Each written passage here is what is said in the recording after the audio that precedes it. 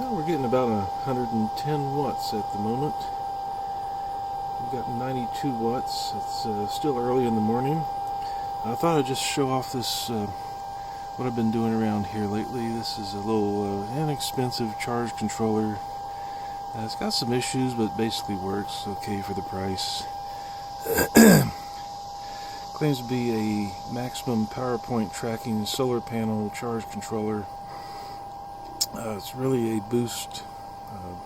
A boost charger takes a lower voltage. I got it set for 36 volts maximum power from two 12-volt panels, two 100-watt panels, and it seems to be hanging in there. It will, when the sunlight goes away, this thing has a bad problem that a lot of people have seen of restarting and taking a long time to start up again when it pulls the power down too much, pulls the voltage down. You see a panel voltage will drop when it's trying to pull the current and reset and all that. I'll dig into that sometime, but the idea is I'm using that with my e-bike batteries, electric bicycle I put together around 2011, which was a lot of fun, but I haven't been using it lately. So the 48 volt, actually it's nominal about 56, 57 volt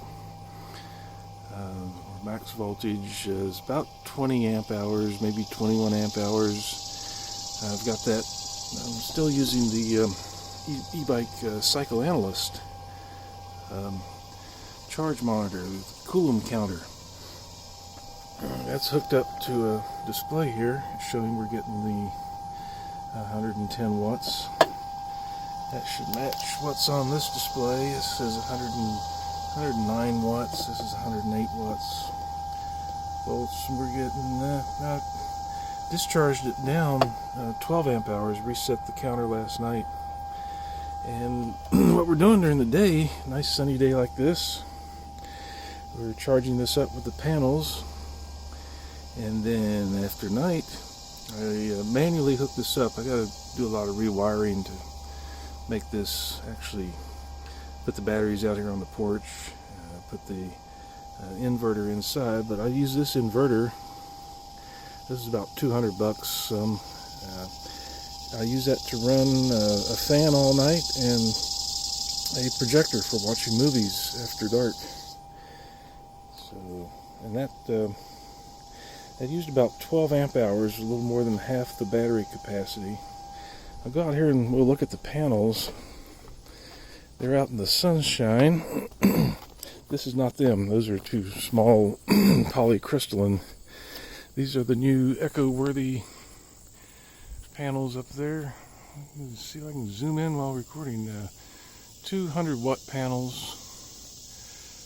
Nominal the label voltage is 12 volts, but you actually have to set the charge controller for the volt at P max, which is 18. I didn't know that at first.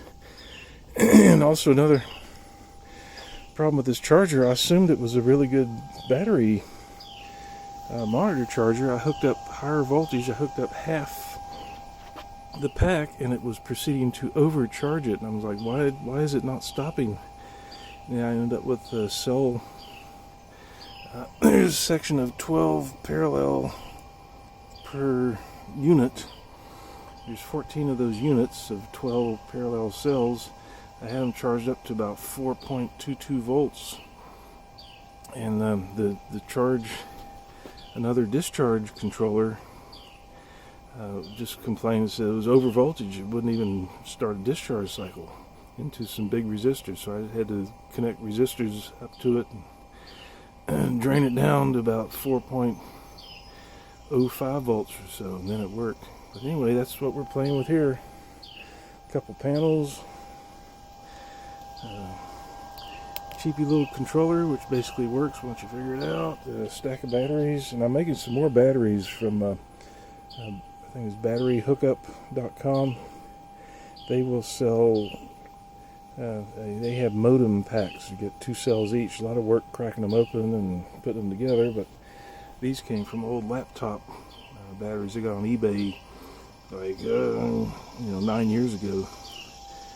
So panels, controllers, and batteries ahead, inverter, and that's my little homemade power company.